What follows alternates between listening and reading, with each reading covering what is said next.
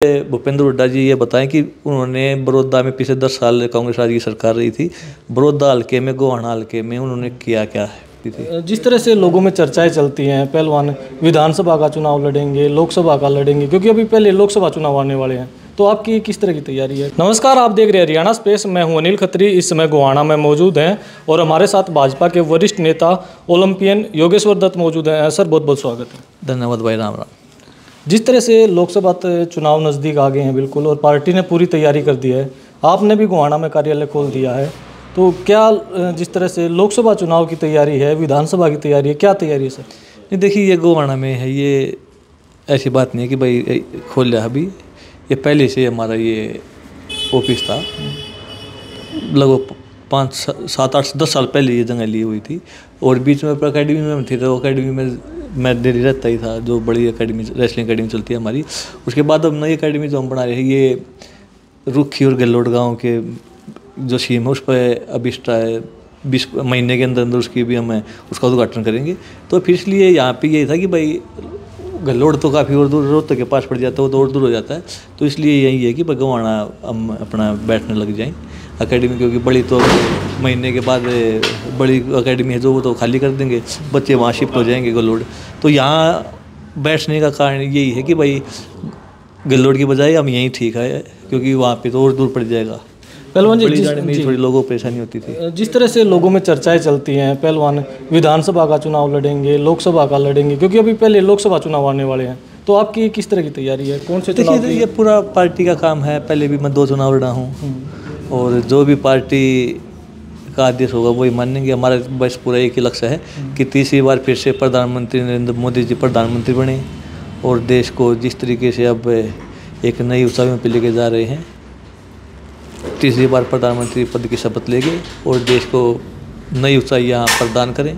और जो पिछले 10 साल में जो काम हुए हैं वो आपने देखा होगा, कभी हुए नहीं, चाहे वो 370 की बात हो, 3 तलाक की बात हो, या अभी जो 22 तारीख को भगवान रामचंद्र जी को जो उनका स्थान था अयोध्या में, वो मंदिर का उद्घाटन हुआ है, भगवान राम की मूर्ति की प्राण प्रतिष्ठा हुई है। तो ये काम जो आज 2 असंभव काम थे, और जो कांग्रेस ही बोलती थी कि झूठ बोलते हैं, वो काम प्रधानमंत्री जी ने किए हैं। तो हम चाहते हैं कि अगले 5 साल भी प्रधानमंत्री जी कुछ ऐसे काम करें हिंदुस्तान के लिए, जिससे हिंदुस्तान एक नई पहचान, हिंदुस्तान को नई पहचान मिले और बुलंदियों तक जाए। वो तो पार्टी का काम है, पार्टी आपको कौन सा चुनाव लड़वाना चाहेगी, लेकिन आपकी कोई इच्छा? देखिए, इच्छा से भी होती हैं, पर हमारा एक है कि जो भी संगठन का काम होगा वो है। अगर चाहती है पार्टी कि भाई हम लोकसभा लड़ें तो वो ठीक है, नहीं चाहती तो कोई वो नहीं है। चाहते हैं विधानसभा का, जो भी पार्टी का फैसला होगा, क्योंकि इसमें अगर हम इच्छा सबकी होती हैं, पर यहाँ पे तो पार्टी का काम मसला कि किसको कौन ठीक करता। पहले भी मैं डीएसपी था हरियाणा पुलिस में, 10 साल मेरी नौकरी हो चुकी थी। उसके बाद मैं भारतीय जनता पार्टी के परिवार में शामिल हुआ, 2 चुनाव मेरे को लड़ाए हैं। अब तो यही है कि तीसरी बार प्रधानमंत्री जी को शपथ दिलाएं, और फिर उसके बाद विधानसभा चुनाव है। मुख्यमंत्री मनोहर लाल जी तीसरी बार हरियाणा के मुख्यमंत्री बने। अभी जो हरियाणा के प्रभारी, अब लोकसभा के चुनाव के भी प्रभारी बना दिए गए विपुल देव जी, वो पीछे आए थे, तो वो कह के गए थे कि भाई इस बार योगेश्वर दत्त को जरूर जिता देना, नहीं तो मोदी जी नाराज हो जाएंगे। देखिए, विप्लव देव जी पूर्व मुख्यमंत्री, त्रिपुरा के पूर्व मुख्यमंत्री हैं, हरियाणा के प्रभारी भी, और अभी चुनाव प्रभारी बना गए हैं। व्यक्तित्व के बड़े व्यक्तित्व के धनिया, बड़े नेता हैं भारतीय जनता पार्टी में। और मैं खिलाड़ी हूं, तो खिलाड़ियों पहलवान हूँ, और खासकर तो लगाव रहता है सभी का खिलाड़ियों से, पहलवानों से, और हरियाणा तो पहलवानी धरती है, तो उनका बिल्कुल स्नेह है हमारे ऊपर। बात चाहे वो अभी पन्ना प्रमुख सम्मेलन की, और जब यहाँ पे जो उनका जो संबोधन था बड़ा अच्छा था, और जो पार्टी के बारे में, जो प्रधानमंत्री नरेंद्र मोदी जी के बारे में, जो मुख्यमंत्री जी के बारे में जिस तरीके से वो अपने विचार रखते हैं, तो लोगों की वो समझ में आते हैं कि भाई हम देश को कहाँ पे ले जाना चाहते हैं, प्रधानमंत्री जी की क्या सोच है, मुख्यमंत्री जी की हरियाणा को लेकर क्या सोच है। तो एक उनके व्यक्तित्व से वो चीज़ें लगती हैं कि जिस तरीके के वो नेता हैं, तो उनके विचार भी उस तरीके के हैं। जिस तरह से अभी लोकसभा के कार्यालय पूरे हरियाणा में खुलेंगे, पार नारा है 400 पार, अब की बार 400 पार, आपको क्या लगता है?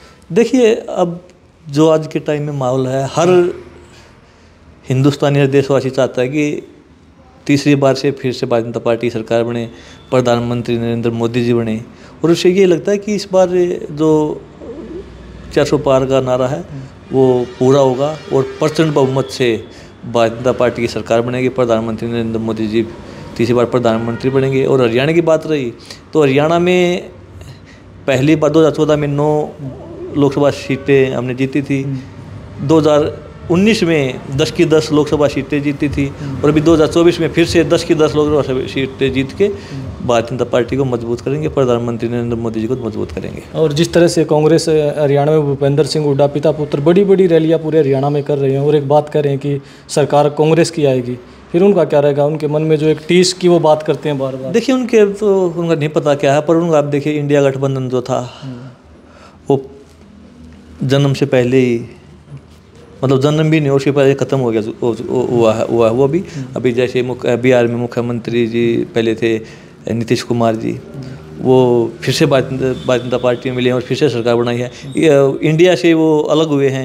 ऐसे ही बंगाल में ममता जी ने मना कर दिया कि हम सारी सीटों सभी लोकसभा सीटों में हम लड़ेंगे, तो है ही नहीं कहीं पैसे।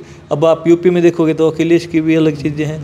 तो जो उन्होंने एक झूठ का गठबंधन बनाया था और वो एक इंडिया नाम रखा था उसका, तो वो बहकावे की चीज़ें हैं और लोगों को वो पता चल चुके हैं। अब देश को चाहिए एक मजबूत सरकार, मजबूत नेता जो देश के लिए कुछ करे। और आज के टाइम में प्रधानमंत्री नरेंद्र मोदी जी से मजबूत कोई है ही नहीं। और हिंदुस्तान की क्या, आप पूरी विश्व की दुनिया की बात करोगे तो सबसे शक्तिशाली प्रधानमंत्रियों में, नेताओं में प्रधानमंत्री जी का नाम है।